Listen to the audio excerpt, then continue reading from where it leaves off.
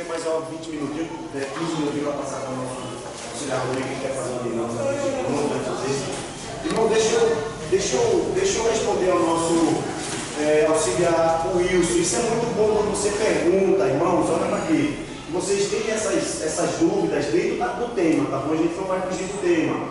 Para a gente poder responder, eu vou colocar a minha visão, e se o pastor também quiser concluir, o auxiliar Rodrigo também quiser concluir, vai nos ajudar. O que é disciplinar um crente? O que significa uma disciplina? Vocês estão aprendendo isso. A disciplina, ela ocorre quando o crente sai dentro do padrão do cristianismo. Como assim? Pecando. Agora, a determinação sobre o tempo da disciplina, a determinação sobre o momento da disciplina depende do ato do crente. É o grau do pecado. É o grau do pecado, entende? Então, a gravidade do pecado. Crente, entenda uma coisa. Existe o pecado interno e o pecado público. E o pecado público, muito bem. O pecado interno é aquele que a gente trata dentro da igreja. Mas quando ela se torna pública, e aí? Entende? Teve uma vez, irmãos, que um cidadão, um crente lá da igreja que eu fazia parte, ele traía a esposa. Até então, meu auxiliar Wilson, ninguém sabia. E a esposa dele descobriu, mas ninguém estava sabendo. E ela levou para a gente, para o ministro da igreja. Quando chegou no ministério, a primeira coisa que o pastor perguntou foi: a igreja está sabendo? O mundo está sabendo? Não, pastor, ele descobriu. Não aplicativozinho lá, né? A gente não. O irmão confessou que pecou, que praticou isso daí, e a gente tratou esse casal. Mas o que foi que aconteceu depois? A igreja descobriu. O mundo já estava sabendo, um pouco a vizinhança dela já estava sabendo que estava tendo essa traição. Agora veja só, lembra da lição que a gente teve? Lá extremou o nome de Cristo. Deus falso testemunho, falso comportamento cristão, e por fim saiu em público. Aí uma vez saindo em público, aí a disciplina entrou e a igreja soube da disciplina do irmão. Entende? Existe disciplina que é tratado particularmente. Wilson, vem cá, aconteceu isso, a gente está sabendo disso, a gente vamos tratar isso aqui, a gente faz isso aqui e tal, mas quando é em público, aí o negócio fica mais. Você tem que se afastar da pessoa só. Qualquer coisa que alguém pode dizer que você está fazendo parte, faz parte só da igreja, só. Por isso que aquela questão que eu falei aqui sobre matar crente, a gente tem que ter muito cuidado com disciplina. Por exemplo, eu aprendi aqui na Assembleia de Deus, e eu louvo a Deus por esse ensinamento do nosso pastor, que tem igrejas que fazem o seguinte: se você pecou e errou, você não participa do castigo do Senhor. Eu aprendi desse jeito. Agora veja só, irmão, vamos entrar na coerência da palavra de Deus. Você já está fraco, você já pecou, você já fez a coisa errada, você já foi repreendido, você já foi afastado, você já foi disciplinado. Como é que eu tenho direito de tirar um dos atos mais importantes da igreja, que é que a senhora participar do corpo de Cristo? Agora vem a parte melhor. Eu não sei como é que está teu coração com Deus. Como foi teu arrependimento com Deus? Entendeu? Então você pecou, você pediu perdão a Deus. Quem sou eu para te impedir de participar do corpo do Senhor de Cristo? Não é, meu pastor? O meu ensinamento mesmo, isso é bíblico, né? Porque qual pai terreno que depois de corrigir seu filho, não lhe chama para a mesa para tomar café, para comer com ele? E será que Deus é pior do que nós, que nos corrige, que nos afasta da mesa? Um exemplo lógico, mas secular. Entende? Então, na palavra, a gente entende que a ser para fortalecer. Então, quem está fraco vai ficar afastado, como é que vai se fortalecer? Vocês estão entendendo, irmãos? E outro ponto é, Pode falar. esse ponto, porque são pecados. Tem pecados que eu chego assim para o dirigente da igreja. O dirigente da igreja, eu me disseram que fulano pecou. Né? Aí alguém quer que a gente discipline aquela pessoa, castigue logo aquela pessoa, não pode ser assim. tem que ser investigada a causa para que se tenha provas concretas, para que aquela pessoa possa ser chamada e o grau do pecado dela vai ser julgado pelo ministro da igreja, ou pelo dirigente da igreja. Se o pecado for público, a correção tem que ser de maneira pública, que todos vejam que ele realmente está afastado de todos os órgãos da igreja, de todas as suas funções. Se for um pecado particular, deve ser tratado entre o ministério da igreja e ele, e se tiver na família, também com a família. Né? Se for um pecado que seja dentro da igreja, também tem que ser corrigido dentro desse parâmetro, entendeu? Afastando, tentando trazer, fazer pedir perdão, e todo pecado público, ele deve ser pedido perdão em público também. A pessoa tem que ir lá e pedir perdão público. Se pecou contra a igreja, pecado público é aquele que você lá fora escandaliza o nome da sua igreja, como ele está falando. Você está lá fora vivendo a vida de pecador, de ímpio. Então você está escandalizando o nome da igreja. Então, você está fazendo todo o povo ser escandalizado. Então você tem que ser disciplinado. Se você reconheceu, se arrependeu, então você deve pedir perdão a todos os seus irmãos, porque fazem parte do corpo e você é um membro junto com ele. Então tem muitos tipos de pecado, tem os graus de pecado, tem as situações, tá? E tem as conclusões de cada um deles. Então a gente vai agir segundo o grau de cada um, segundo as condições de cada um. Não pode assim, ó, pecado de prostituição é 3,5, pecado de pornografia é 3,5. Não tem isso aí. É de acordo com o grau que gerou na comunidade cristã e no mundo. Aí vai ser julgado. Por exemplo, uma pessoa que comete um pecado, no caso, a gente usa muito essa questão de prostituição, né? O cara está com 2, 3 mulheres lá dentro da igreja. Meu irmão, até que o mundo venha mais ou menos esfriar um pouquinho, não vai esquecer, mas esfriar um pouquinho, esse negócio de um ano. Um ano está disciplina. Um ano. E dependendo se ele tiver cargo, ele pode também não exercer mais o cargo. Ele fica como membro, não perde a sua salvação, mas pode não exercer mais o cargo. Entendeu? Se a igreja for grande e riquíssima, para não perder o ministério dele, pode colocar ele em outro bairro, em outro estado. Vai para lá. Isso pode acontecer. Para tentar levantar, restaurar ele de novo, né? Se ele realmente tiver arrependido e quiser começar. Isso pode acontecer. Se for empresa que não tinha tantas igrejas fora do estado, ele vai passar pelo processo e pode até não exercer mais a sua função, dependendo da situação. Amém, meu irmão, se é isso. Amém, não, porque ele está falando, já tem essa técnica, porque ele disse que passou 8 meses disciplinado. Aí quando ele falou sobre, de acordo com o que a pessoa fez, né, essa gravidade, né? E quando eu fiz essa pergunta, ele falou logo, aí eu já estou entendendo. Muitas das vezes, pois não, filho. Aí eu ia lá no pastor, eu quero falar comissão. Comissão. Comissão. Eu estava comissão, porque eu saía e entrava, né? Aí a dirigente, eu pedi ela ficar nesse lugarzinho. Já 8 meses, aí eu fui lá no pastor, eu não falei 8 meses já, pedindo aí o pastor disse, você vai faltar, você vai voltar. Aí a irmã disse, pois que tu sai de lá, não vai parte da vida, ela disse para ela não. Todo mundo ali é prostituta, ficaria pregando tudo prostituição ali. Porque, irmão, quando a gente fala. Mas vai comer, vou ficar assim mesmo. Irmão, quando a gente fala de afastamento, muitas das vezes a gente acha que um afastamento é uma disciplina, não é bem assim. Existe uma palavra chamada exortação. O que é uma exortação? É quando você chama a pessoa para exortar ela sobre a realidade daquilo que está acontecendo. Por exemplo, uma pessoa que entra no modo, sai, volta, sai, do jeito que quer. Essa pessoa precisa ser exortada da seguinte forma.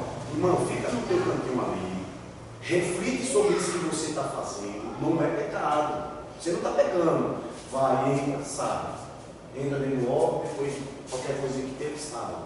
Isso não é pecado, é uma decisão sua, mas a senhora precisa ser exortada. O que é ser exortada? Colocar no seu coração a realidade do compromisso que você tem com Deus, entendeu?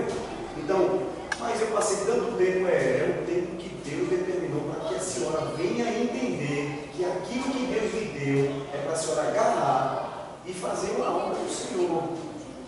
Irmãos, entenda, a obra do Senhor não pode ser feita de qualquer jeito. E a igreja hoje está aqui, por que existe o ministério de uma igreja? Por que existe o ministério da igreja? Para manter a ordem e a decência de dentro daquilo que é a igreja. Os homens, eles têm que ser monitorado pelo ministro da igreja. Os órgãos, ele tem que ter um dirigente que possa ministrar aquele departamento, e assim sucessivamente. O que a gente precisa entender, entendam aqui, gente, que tanto eu como você, a gente não pode fazer a obra do Senhor de qualquer jeito. A Bíblia diz isso. A Bíblia diz isso.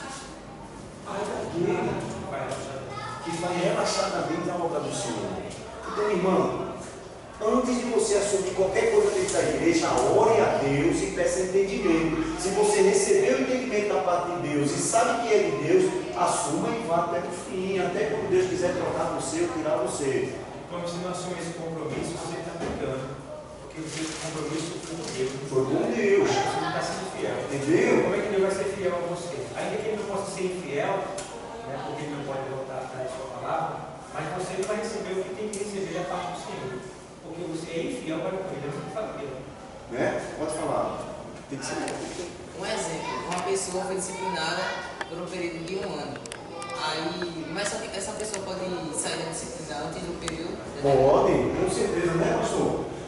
Existe uma observação, conselho disciplinar da igreja. Então, esse conselho disciplinar é formado pelos ministros da igreja, que vai te observar, vai observar o teu comportamento, vai observar que se realmente você se arrependeu daquilo que você fez, e que se você mostrou o contrário, e que não quer mais praticar aquilo, pode sim ser chamado e dizer, olha, volta para o teu cantinho, agora nós estamos te dando essa chance, não comete mais aquilo que você fez. E a igreja, o órgão da igreja, o órgão ministerial da igreja, ele trabalha a fim para isso, tá bom? Para que a igreja seja santa, irmãos.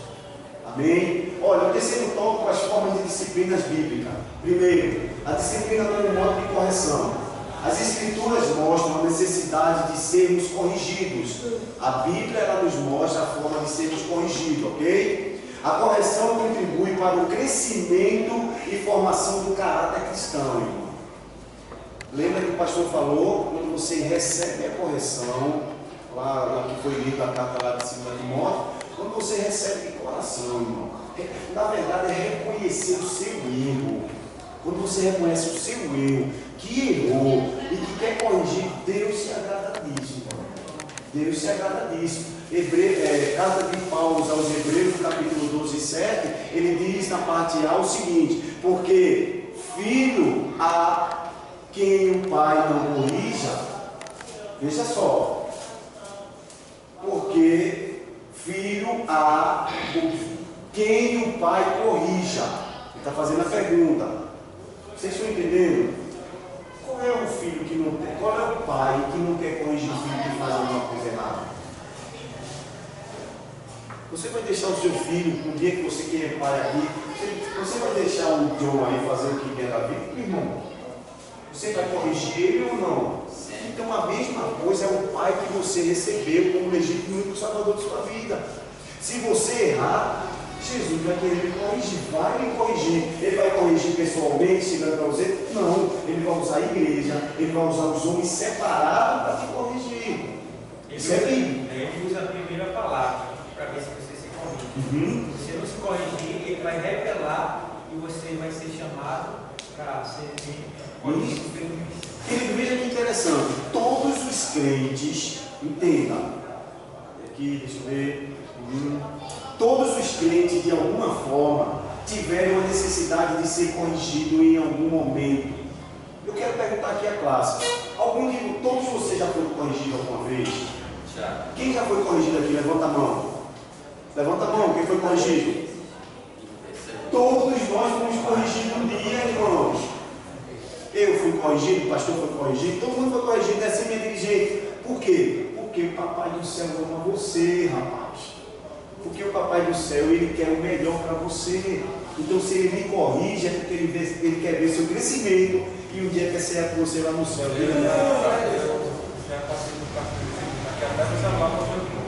Que é o quê? Até meu celular o pastor tomou, vai pegar. Sério? Eu fiquei. O culto era numa quinta, eu fiquei. A quinta, sexta e sábado, só peguei meu celular no domingo, no culto, quando ele viu que eu estava correto. Não. Tudo bem, vou começar a fazer isso então. Se alguém não é corrigido, querido, entenda aqui, ó.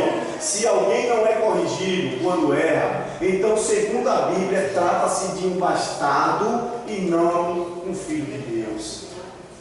Trata-se de um bastardo e não um filho de Deus. Hebreus 12:8. Pedro, por exemplo, escuta isso aqui, irmãos.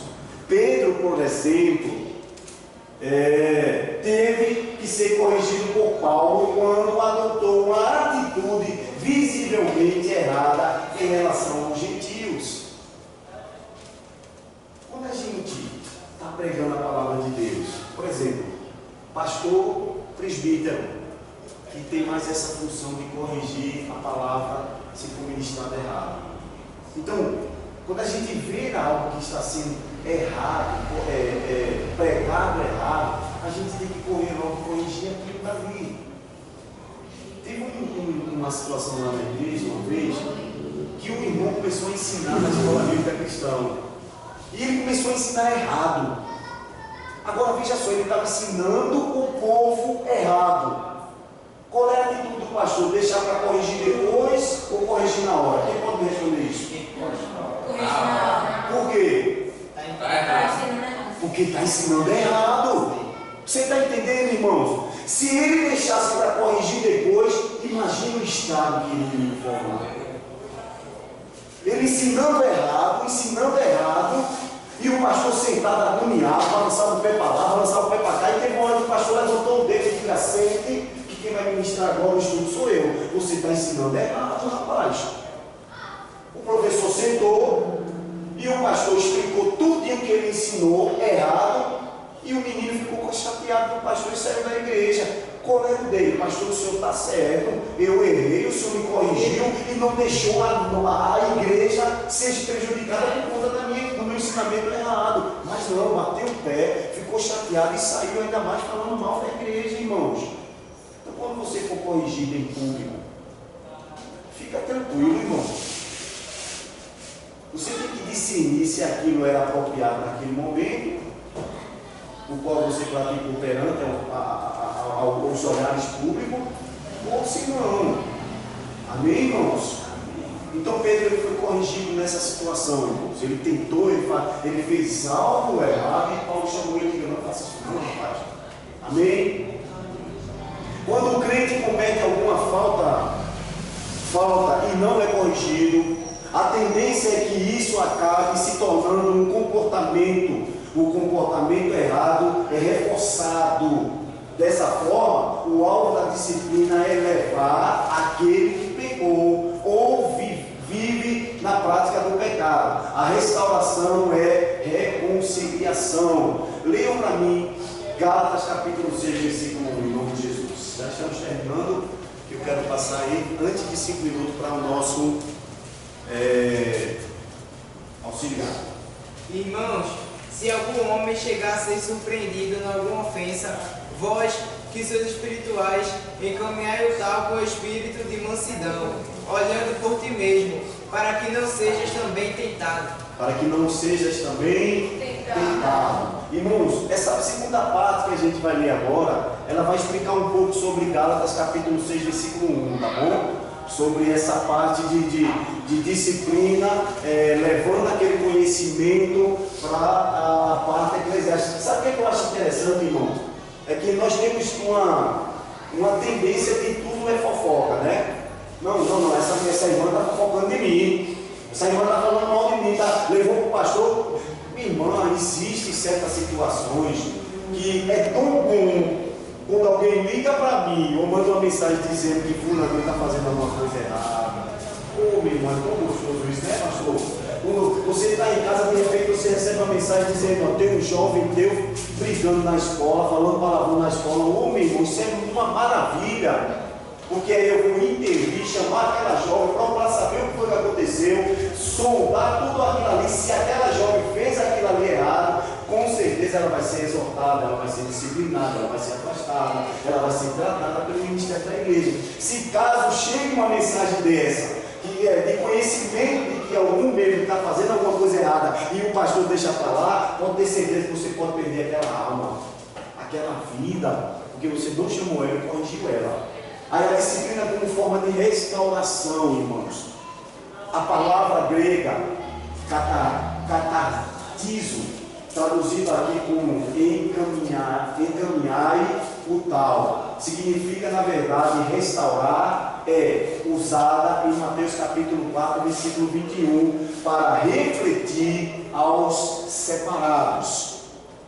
Vamos ler lá rapidinho, Mateus 4, 21.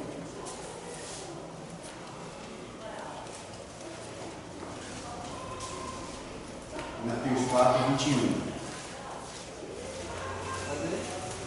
Pode. E adiantando-se dali, viu outros 2 irmãos, Tiago, filho de Zebedeu, e João, seu irmão, num barco com seu pai, Zebedeu, consertando as redes, e chamou-os. Meu. Mateus 4, 4. E adiantando dali, viu outros 2 irmãos, Tiago, filho de Zebedeu, e João e seu irmão no barco, com Zebedeu, seu pai, consertando as redes, e chamou-os. Para se refletir aos separados das redes da pesca, o sentido, portanto, é fazer com que as pessoas atinjam pelo pecado, seja restaurado ao seu anterior estado de bem-estar com Deus. Da mesma forma que uma rede de pesca volta à sua utilidade após ser restaurada ou consertada. Neste aspecto, dizemos que a disciplina cumpre um importante papel de restaurar o ferido, conforme a instrução do apóstolo Paulo à igreja de Coríntio, para que restaurasse o faltoso a união. Ele está referindo aqui a tipo uma rede, irmão. Deixa eu como se fosse uma parábola. A rede, quando ela está toda rasgada, toda arrebentada, o que é que eles fazem primeiro? Eles tiram aquela rede e depois eles consertam a rede, não é isso? A rede ela é como se estivesse faltosa. Se eles jogar aquela rede cheia de buraco ali, os peixes vão sair. Então eles precisam corrigir aquela rede, deixar aquela rede bem corrigidinha, para quando eles jogarem, pegarem peixe novamente. Ou seja, a rede, todas as vezes, ela é corrigida. Aí quando a gente passa para o termo restauração, ele está dizendo da seguinte forma: quando a gente erra, a gente fica todo desmuiçado, a gente fica todo arrebentado, a gente sente aquilo que a gente fez, e aí a igreja chama você para uma devida correção, uma devida restauração, e através daquela restauração você se torna a fazer, a ser uma nova pessoa quando passa por dentro dessa correção, tá bom, queridos? E para finalizar, o terceiro ele diz: a disciplina como modo de exclusão. A disciplina como modo de exclusão. Nós vamos falar aqui sobre a separação, sobre tirar aquela pessoa de devidos órgãos de dentro da igreja. Presta atenção. Esse tipo de disciplina é também conhecido como cirúrgica, entre aspas. Isto porque o membro é cortado do corpo de Cristo, tirado ou saído, sai daquele devido local. Pois dentre vós há este iníquo, ou seja, a pessoa que está praticando o pecado, ela precisa ser tirada do meio dos santos, porque senão aquela banana podre, aquela maçã podre pode contaminar aqueles que estão limpos. Eu já vi tantos jovens caindo por conta de outro, rapaz, que praticam a iniquidade, praticam o erro, e por conta daquilo que ele está praticando, ele começa a contaminar as pessoas que estão dentro do órgão. Isso é terrível e acontece muito dentro da igreja. Neste caso, há um desligamento e não apenas um afastamento da comunhão. Abre aspas. Em verdade vos digo que tudo o que ligares na terra será ligado no céu, e tudo que desligares na terra será desligado no céu. Tirei o pecador do meio dos santos, desliguei ele da santidade. Desliguei do meio daqueles que estão buscando a santidade. Conserta-se corrige, chama para repreensão, afasta, amadurece, leva a lapada, se examina-se, depois que se examinar e receber corretamente e ser restaurado por aquilo que você praticou lá e que não praticará mais, volta para o meio dos santos.